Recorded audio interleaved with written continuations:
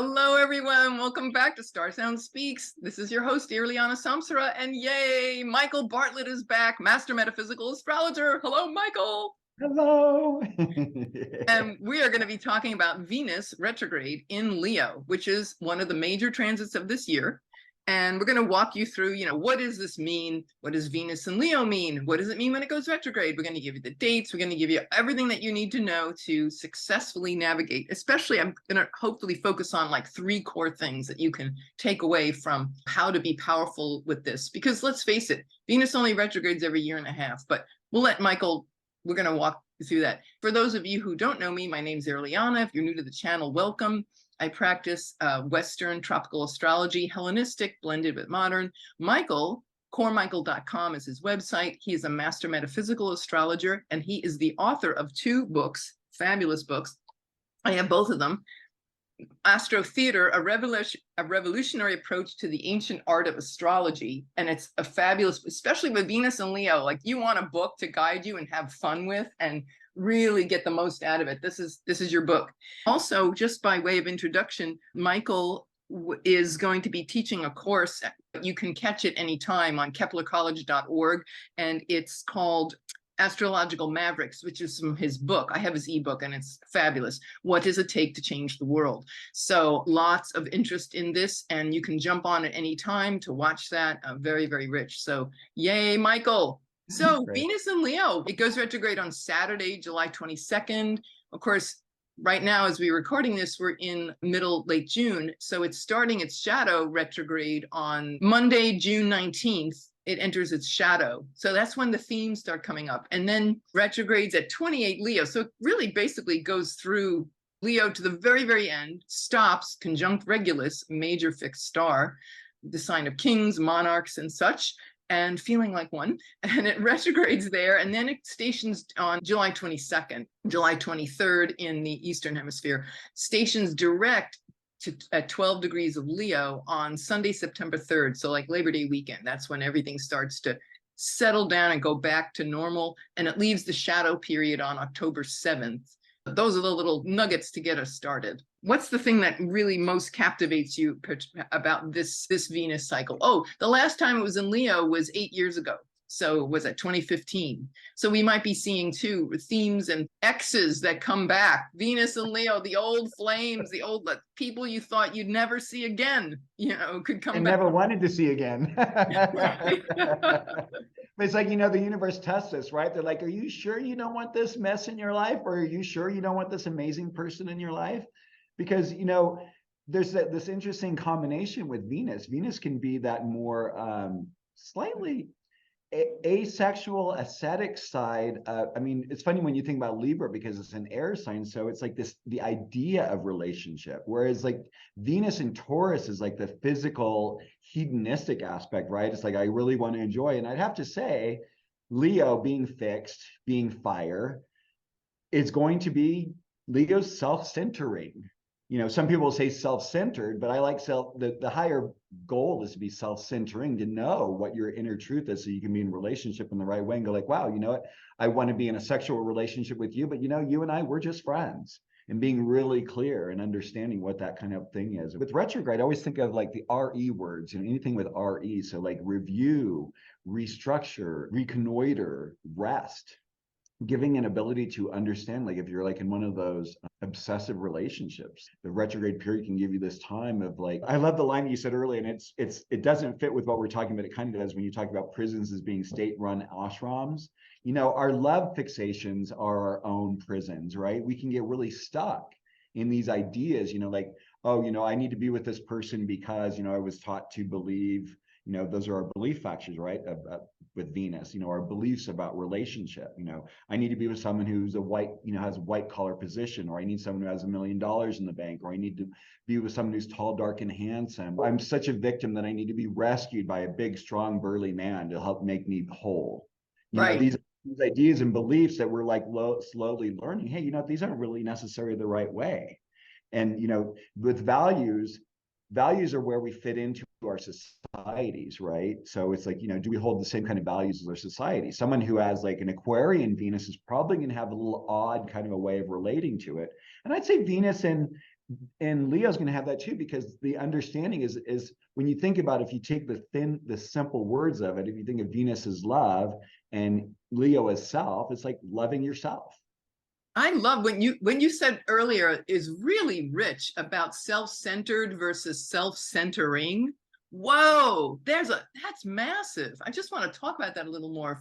Please. Because that's, I think, one of the major takeaways here. The self-centeredness, of course, is, well, it's like an ego trip. It's parking its butt right on 28 degrees conjunct Regulus. I'm the king of the forest. And how, maybe that means something like this ego trip. But you're saying, no, that the work for us is to recognize the self-centering, which is also about when people feel guilty in our culture about taking care of themselves, lavishing love on ourselves. It's not an ego trip. So there's this difference between self-centered, selfish pursuits, and then there's taking care of oneself, and part of that being the self-centering. Because when we take care of ourselves, then we're in our center, and then we can, what would you said, right relations with the world. I just love that. Beautiful. That's brilliant. 100% agree with you, because God, there's a whole download in my head with this part, but it's like, this idea, a lot of us were raised with this idea that a relationship completes us.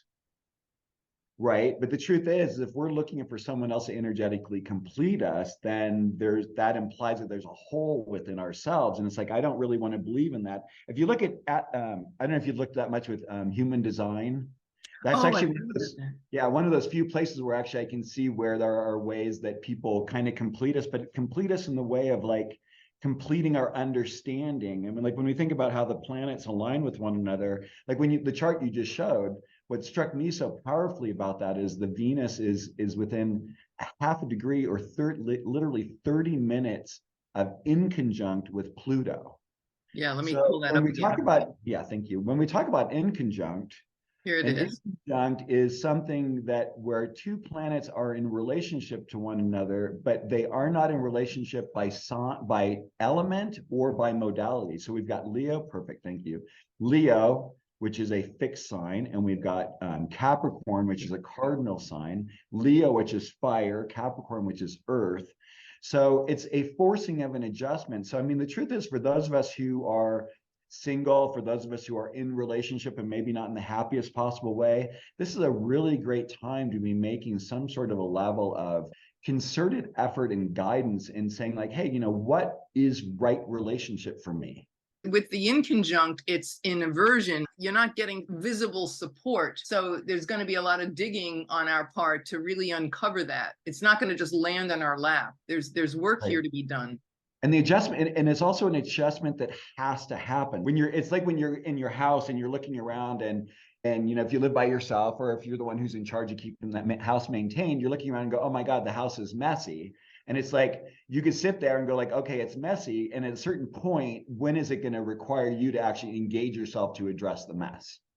The other thing that I like to say about it as an inconjunct, it's like sitting on the fence, observing what's going on. And there's a tension of like, because you're kind of leaning forward, but you can also fall backwards. So it's like, which way are you going to focus your energy? And here, what I love about this with this Pluto being retrograde makes it very inwardly focused. Again, Venus is going retrograde. So this implies that it's an inward process for all of us. It's like, how do we transform when we talk about Pluto?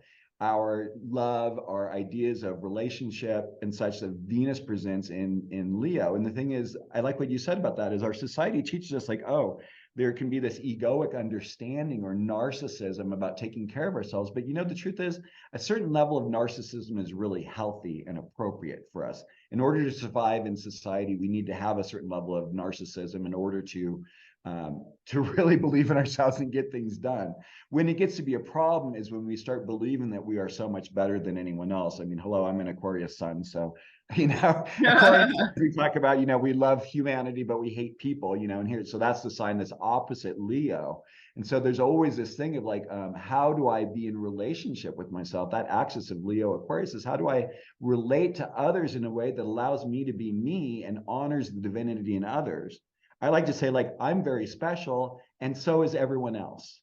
I was going to say, too, when the station's retrograde, of course, the other big news is the ruling, the sun, Venus being in the sign of Leo the domicile ruler is the sun, and the sun happens to be exact to the degree directly opposing Pluto. It's a doozy. And then if you look at it, I mean, then the moon is also doing this interesting, on that day, it's giving a nice trine. Trine, yep.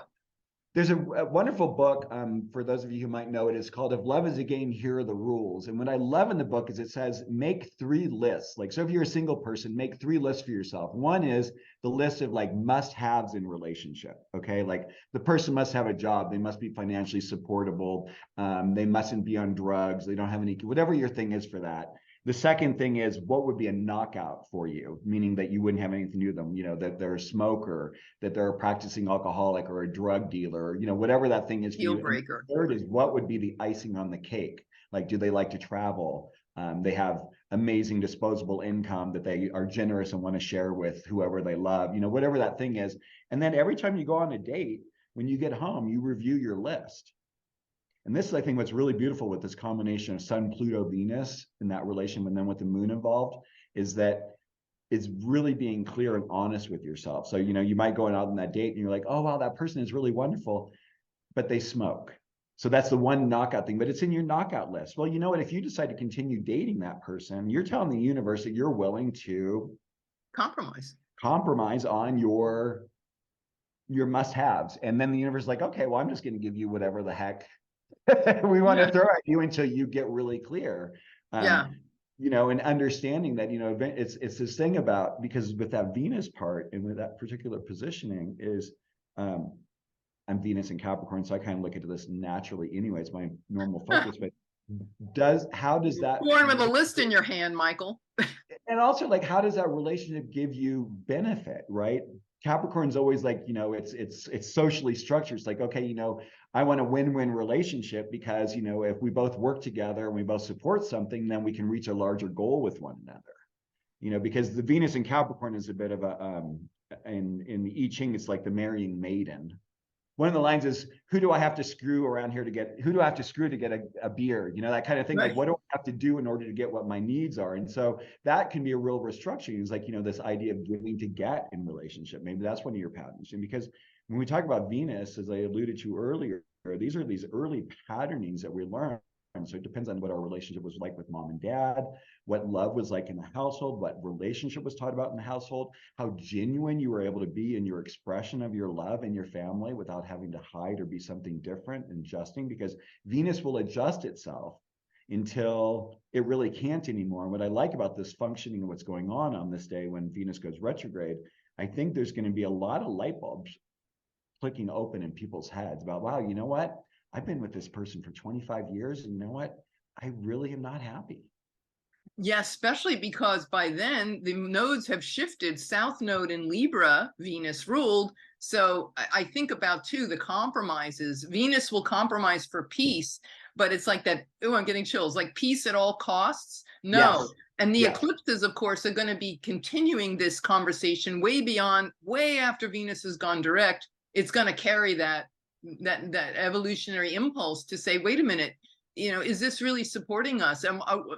Where do you draw the line with compromise? There's compromise that can be where you're a doormat. Am I a doormat for this person? Yes. It's and we've all, and to be honest, I think most of us have had, those. It's good to have those experiences so you know what that's like. But I like what you said, that it's compromise at all cost. And so when you say that, you at all costs implies that you are going to be willing to sacrifice your own integrity, your own needs, yourself, basically, for someone else. And that already is telling you it's codependent, it's not healthy for you, it's giving to, whatever, it's strategized. And so therefore, there's something that probably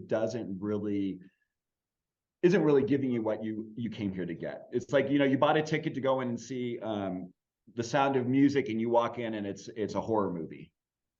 Right. I don't even know what I'm going to come out with my head, but that just like came out because it's like, but it's true though. We get, we meet someone and they have that image that really looks perfect to us, and then you start to unravel it, and then you start going, oh, Oh, Well, yeah, with the income junk with Pluto, it's like, wait a minute, you know what? This is a horror. You think that on the surface with Venus is glamour and the surface and all this surface thing, and Leo is wealth. You know, I'm with this wealthy guy in this big McMansion, and then but Pluto is like, no, actually, honey, it's a horror movie. Let's be honest. Here's the time. There's 5.5, 6 weeks from July to early September where you're getting to see it. Look under that cover, because what you really think is so glamorous really isn't.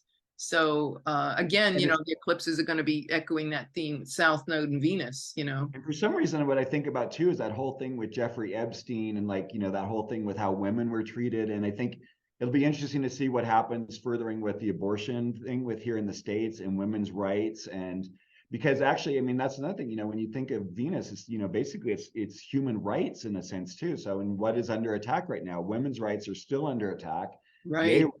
Gay, I mean, you can't even, you know, drag is a bad word in a lot of our country right now, and you can actually be thrown in jail for dressing up, which, you know, it's this thing, you know, I'm mentioning the Pluto going back into Capricorn, you know, it'd be interesting once Pluto goes back into Aquarius next year, what the change, no, in the fall this year, actually, I think it is when it happens, right? It goes, actually, it's January. It goes back into Aquarius. Yeah, 0 Aquarius back in January. Yeah. Yeah, you're right. Yeah. So there's a lot of deep stuff here for everybody.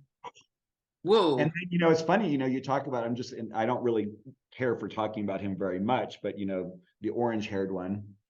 Yes, the former president. You know, the former president who's going through a lot right now. And like you said, there's the Venus and the Regulus and all that and the Pluto involvement. I mean, this is, you know, be interesting to see what the ramifications of hit, you know, because the thing is, his ascendant is 28 Leo. So, you know, you can, yeah, and all his friends and supporters walking back. You know, he's lost a lot of ground. Yeah. He's sacrificed everyone around him. I mean, like if he was, you know, the image that I get for him or the metaphor is like he's on a lifeboat. He's going to kick every single person off that boat before he gets kicked off. He will sacrifice everyone because, I mean, talk about Venus and Leo. I mean, this is, I mean, the level of narcissism and self-centeredness, really, and that's not, he's not self-centering, he's just self-centered. Because it's literally not about anyone else. It's about what others can do for him to advance himself. And how many people can be made to be the carpet upon which he walks, like what you alluded to earlier. Yeah, because, you know, with 28 Regulus is like, I am the king. And if you ever saw pictures of his house in the penthouse is in Trump Tower, it's all gold. It's not very obvious. It's so right? Gaudy. It's so gaudy and yeah, it's all gold furniture, gold faucets in the bathroom. Everything's gold, you know. But like, you know, all that glitters is not gold. Well, you know, I realized something here when you said about 28 Leo. Yeah, it just flashed on me. Wasn't that the degree of the Great American Eclipse? Yes, it was. How could I forget? 28 Leo. So Venus is stationing retrograde, so there's something there more. And what was uncovered of that was Jeffrey Epstein. I noticed, and I gave talks about this in the summer before, you know, that Great American Eclipse time. That was 2017, and I remember I read there's this great book, this astrologer Celestial, and I was studying about eclipses, and I delved very deep that summer into understanding things. And she said, if you have, when you look at Mars, watch Mars when Mars activates that eclipse point. Well, in that case, Mars didn't act, because it went retrograde and all, it didn't get to activate that eclipse point for 2 years. And even the eclipse, the nodes were well into Cancer and Capricorn, but it still had resonance. And so 28 Leo, sure enough, and I said to people, watch what happens in like July, August of 2019. I know you're going to think, it's like people often think eclipses are like the Super Bowl. It's over and we go on. It's like, no, there's resonance. 28 Leo, when Mars hit very close to 28 Leo, early in the middle of July, what happened? Epstein got arrested.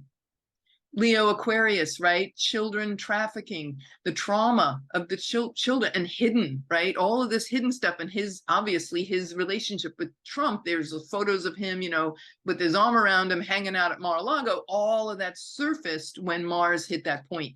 And of course, him getting arrested, and then the death, the Epstein in jail, and all that, people say is suicide or murder or whatever. Hello, yeah, right. Very, very interesting. And the power things, Prince Andrew, and all the power play. I mean, right, Prince Andrew, right? Because Regulus is king, so we could be seeing more nasty stuff coming out about, whether the people in power, kings, monarchs, very much, yeah. Epstein again, the woman is in jail, the accomplice, Maxwell, yeah. Like, this could also, there's some other piece maybe that needs to be. That maybe had been hidden and comes with that in conjunct with Pluto. There's more to be. Wow, I didn't even think about that. Of all the times I've been thinking about Venus and Leo retrograde. Wow, yeah, because it is 28 degrees. There it is again. And I was going to say also sorry, go ahead. What happened out of that also at the same time that with the Epstein thing, that's when Josh Shapiro, who is now governor of Pennsylvania, he was the attorney general, and he did the largest in American history and in the history of the church, this huge investigation about priests and pedophilia. Over 3,000 people that were identified, and they had secret records of every child that was molested that was kept under lock and key for decades, since the 1940s. And there were bishops, only certain people had the key that could look at me. You talk about, oh my goodness, this blew open everything. And this is what started that. The statute of limitations was suspended. So people who had been abused in the 1940s, 50s, 60s, 70s, they all could come forward. And that really bankrupted the church. All these parishes were shutting down, because of the bills. And then here we got Saturn retrograde in Pisces. You talk about a further collapse and the loss of faith. So further responsibility, further responsibility in religion. It would be Saturn and Pisces too, is how I see it. Yes. Holding accountable, which that's the whole thing with Pluto and Capricorn too, I think, and coming into Aquarius as well. So you can see how all of these themes are tying in. Also in the collective too, the nuclear power. Here's Oppenheim coming out, that movie Oppenheim, and I just happened to look at the release date for that is the day before Saturn. Here's Venus at its stationary retrograde point, 28 Leo, and there is where that movie about the man who invented, and it was the mastermind of the Manhattan Project. And it's just as fate would have it, Mercury is at 18 Leo on the day of that premiere, and that's exactly where Mercury was in Leo when the atom bomb was dropped in Hiroshima, which was called Little Boy, Fat Man and Little Boy. Nagasaki was Fat Man, and Little Boy was the name of the bomb that they dropped on Hiroshima. And here's Mercury, Puer, the little boy. I mean, I just get chills. I live right down the road from where the Manhattan Project was created. Oh, Santa Fe, right? Yeah. Almost. And talk about Pluto and Leo. Pluto is entered the opposite sign. Is this good for humanity? This rampant power trip of, I can split the atom. Isn't that cool? I can do it I'll do it because I can. Yeah. And because look at me, because Leo, look what I can do. It's like, okay, but is it good for humanity? Now I've noticed the nuclear industry has always been trying to Trump, it's really safe, it's clean. They're starting it again. With zero Aquarius. It's clean energy. And it's like, no, it's not. They've got millions of tons of waste from 70 years ago. They're still sitting there in New Mexico and elsewhere, and they're like, what do we do with this? So yeah, they built a whole separate road here in Santa Fe because originally the waste coming from Los Alamos went right through downtown Santa Fe. Oh my. Yeah, so you can imagine just one little stupid accident of inconsequence could create like a nuclear disaster. So they have a thing called the whip way, which it like takes it kind of a little bit out of town. But I mean, I don't know, when you talk about radiation, I mean, I don't think a mile or a half a mile is really going to make all that much of a difference. Right. Ask the people in Chernobyl. But yeah, Yeah, which is well, really Pluto ruling radiation and Leo. Yeah, this unbridled. Yeah. And so I definitely we're thinking about that one. And I'm glad that that movie is coming out, especially at this time. The timing is so perfect because as the nuclear industry is trying to whitewash this, it's like, oh no, let's think about where this came from and the power that's involved. And I guess if we, the power on excuse me, in society, and then it comes back to our personal power. You know, if we take it back from the collective now back into the personal here to kind of wrap things up. Yeah, it is. It is our actions and our declaration of sovereignty of our Leo.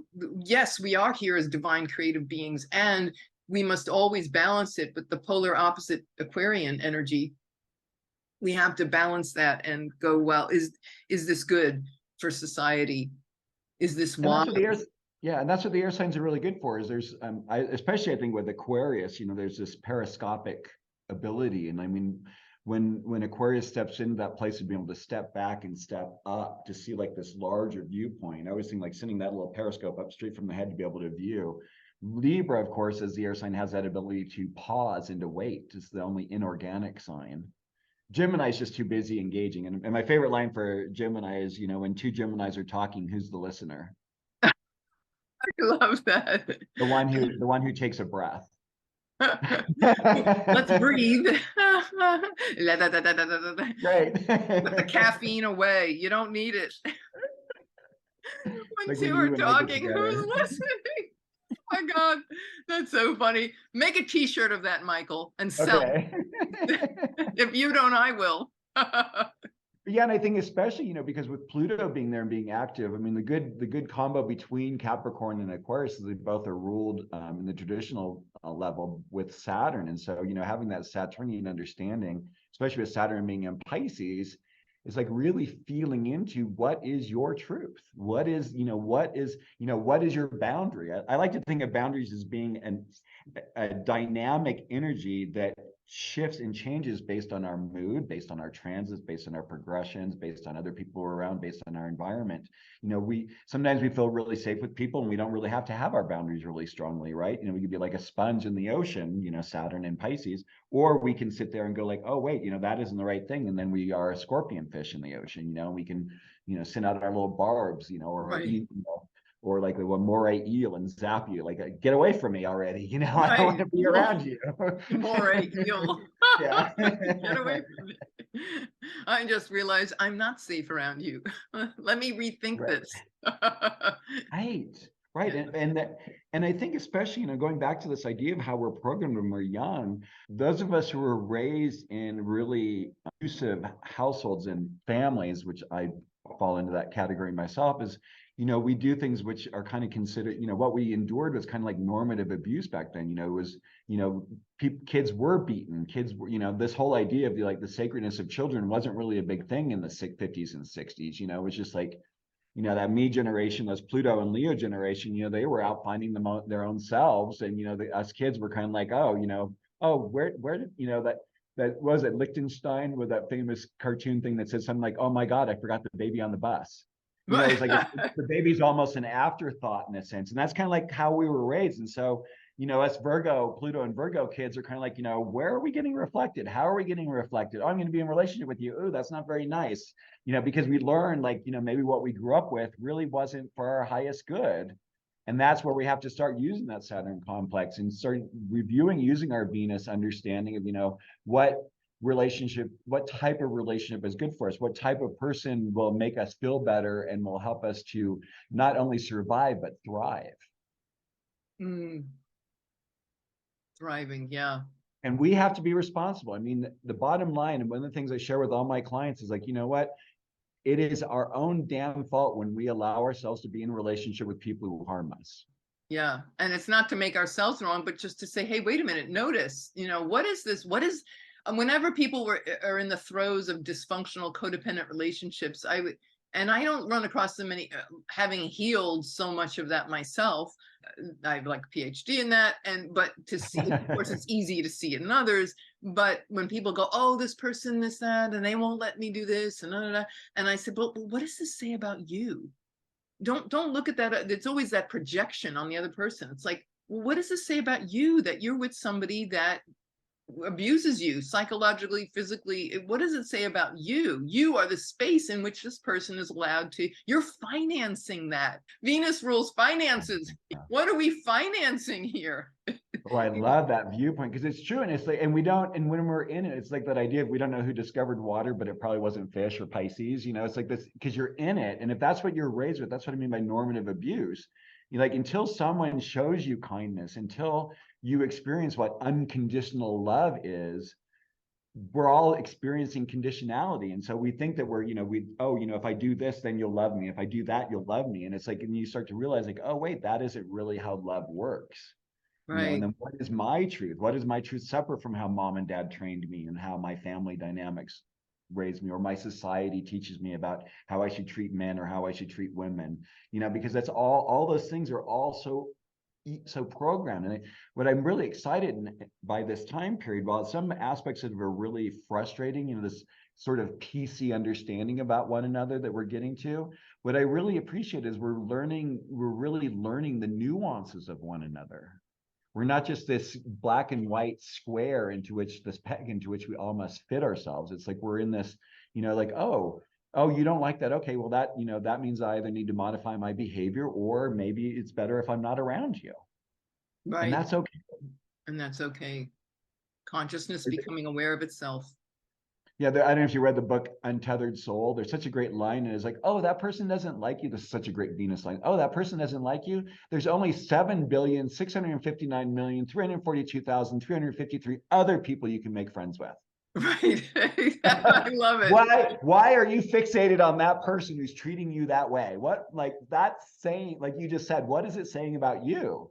And right. Bring that mirror up to yourself instead of pointing, because that whole thing of, like, when you point at something, you still have three fingers pointing back at you. Like, back at you, right? Oh, what's my stuff? And especially if you have 12th house planets, or heaven forbid you have a 12th house Venus, and then it's like, oh, well, it's other people. No, it's you. You have to see it in other people, and then start to go like, oh, okay, right. I see. I too, me too. Right. I love that. I was going to say something, but I completely forgot about it, but whatever. Beautifully said. Thank you so much. This has been a wonderful chat. I really appreciate you being here. I always love talking to you. We have the best conversations, and uncovering things. And and Venus is finance. Where, and I know I was going to say Venus. This being in a fixed sign, the fixed fire of Leo, like you said, there's 8 billion other people you can. And the fixed is like, look at how fixated look how stuck you are on this, and it's right, and it's not, yeah. And we have to feel that stuckness sometimes, right? It's like, feeling that. It's almost like, I don't know if my background is in core energetics. It's a body-oriented psychotherapy, and so one of the things I have to do sometimes with people is just like, okay, stand and then lean forward, like, push, and I put my hand on their forehead. I'm like, okay, now go forward in your life. And they're like, well, I can't, because you're like, because if you hit certain points, it could kind of stop people. It's like, so what does that feel like to be stuck? What does it feel like to be frustrated? What, allowing yourself, I think this alignment is allowing us to maybe give some time and space to feel where we are in relationship to it, and go like, yeah, I don't know that I want to do this anymore, or I feel quite full. Like, I've had enough of these experiences of having my heart hurt, or I've had enough of these experiences of being in physically abusive or emotionally abusive relationships, or just being in relationships where people don't recognize us, right? Where we're the one giving, and the other person's taking, and all of a sudden you realize, like, I don't have anything more to give. Right, because Venus, I know as a Leo, it's like the giving. Leo is always about giving. It's sharing that light. It's pouring that light on and generosity onto others. And that definitely, it's like, wait a minute, you're giving too much. South Node Venus, I think this is a little, yeah, we've got to make a correction here. There's the letting go of that constantly having to give and keep the status quo. And yeah, wow, this should be a great. The thing is then without that there, it allows us to actually feel a new space. And so, I mean, we're our society is very filling oriented. We want to fill up we don't allow empty space very often. And these are those spaces where you really kind of need to be in an empty space to really feel what is going on, because we're so busy doing all the time instead of just being. And so that beingness of that Venus thing, we just, oh, I'll deal with it later or whatever. And then all of a sudden, like I said, 25 years in it, and you're like, wow, I'm really not happy here. And so do I just stay here because I've already been here 25 years? And it's like, well, what is your commitment to yourself? The moment is now. What do you choose for yourself now? Yeah, and that Venus and the retrograde will give us a chance to step back and where we can feel ourselves. And I love how you said from going from it's to being self-centering. This is the great opportunity for self-centering. Oh, fabulous. Yay. Thank you so much. And so for all of you who want to check out Michael more in depth, the books and everything are on coremichael.com. The link is below. And also we did a fabulous talk, so I'll put the link to that below, on Saturn and Pisces and what that looks like for the next 2.5 years. And now with Saturn retrograde in Pisces, perfect time to review it or check it out if you haven't. Thank you again, Michael, and we will see you soon, everybody. Much love to you all. Yay. Yeah, Venus love to everyone. Venus love to everybody, even if it's going backwards. She's still our homework to everyone out there is go out and love yourself. All right, yes, go out and love yourself. Damn it. Right? Be fixated on Leo. That's Pluto saying it. Yeah, damn it, you're going to do it whether you like it or not. Even if it looks scary, you're going to do it. Damn it. Fixated on loving yourself. All right. This is Irlianna Samsara, StarSound Speaks, StarSoundastrology.com. Thank you for listening.